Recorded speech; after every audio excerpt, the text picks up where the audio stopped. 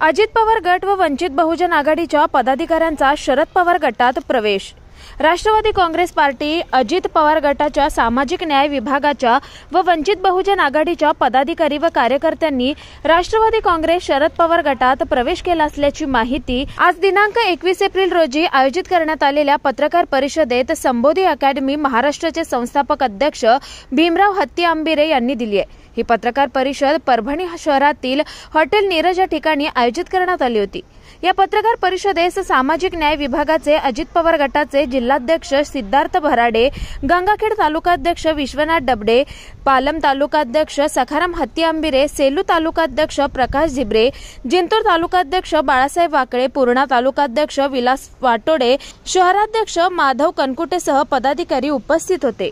परिषद आपण आयोजित केली होती त्या प्रामुख्याने राष्ट्रवादी काँग्रेस पार्टी सामाजिक न्याय विभागाचे अजित पवार गटातले सगळे जिल्हा कार्यकारिणी, जिल्हा अध्यक्ष सिद्धार्थजी भराडे, त्यांचे तालुका अध्यक्ष, शहर अध्यक्ष असे सगळे मिळून राष्ट्रवादी काँग्रेस पार्टी शरदचंद्रचे पवार गटामध्ये प्रवेश घेतलेला आहे आणि बंडू जाधवच्या प्रचारामध्ये सक्रिय होण्याचा त्यांनी निर्णय घेतलेला आहे। आणि वंचित बहुजन आघाडीचे शेषराव जिल्हारे, बी आर आव्हाड, लिंबाजीव जागरे, बाबासाहेब भराडे हे महत्त्वाचे पदाधिकारी वंचित आवाज काल कुंभार पिंपळगाव इथे वंचित बहुजन आघाडी सोडून राष्ट्रवादी काँग्रेस पार्टी शरदचंद्रजी पवार गटात त्यांनी प्रवेश घेतलेला आहे।